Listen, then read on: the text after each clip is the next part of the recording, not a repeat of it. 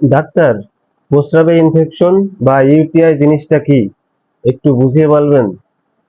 আসসালামু আলাইকুম। মূত্রতন্ত্রের মধ্যে রয়েছে দুটি কিডনি, দুটি উরেটার, একটি ইউরিনারি ব্লাডার যেটাকে আমরা মূত্রথলি বলি, আর একটি মূত্রনালী যেটাকে আমরা ইউরেথ্রা বলি।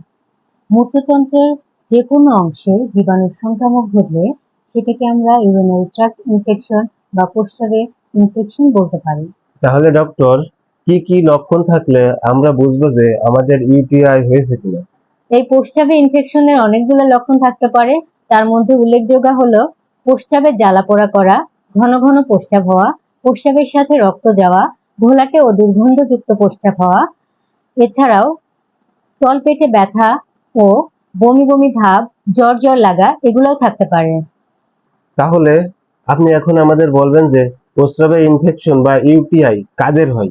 মূলত প্রস্রাব ইনফেকশনটা সবারই হতে পারে, কিন্তু মহিলা ও শিশুদের এই রোগটা বেশি হয়।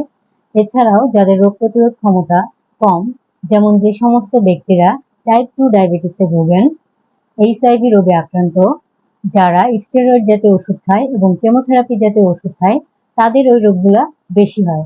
কারণ তাদের রোগ প্রতিরোধ ক্ষমতা কম থাকে, ফলে সহজেই প্রস্রাবে ইনফেকশন হতে পারে। ডাক্তার, ইউটিআই থেকে মুক্তির উপায় কি?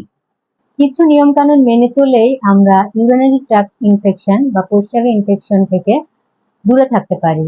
তার মধ্যে হলো পর্যাপ্ত পরিমাণ পানি পান করা, পরিষ্কার পরিচ্ছন্ন থাকা, প্রস্রাব আটকে না রাখা, ঢিলেঢালা সুতি কাপড়ের অন্তর্বাস ব্যবহার করা, টিস্যু ব্যবহারের সময় সামনের অংশ থেকে পিছনের অংশের দিকে ব্যবহার করা, সর্বোপরি একজন অভিজ্ঞ ডাক্তারের পরামর্শ নেওয়া। প্রস্রাবে ইনফেকশন সম্পর্কে এতক্ষণ আমরা একজন ডাক্তারের পরামর্শ শুনলাম। আশা করছি ভালো লেগেছে। এ ধরনের ভিডিও আরো পেতে চাইলে আমাদের সাথেই থাকুন। Thank you.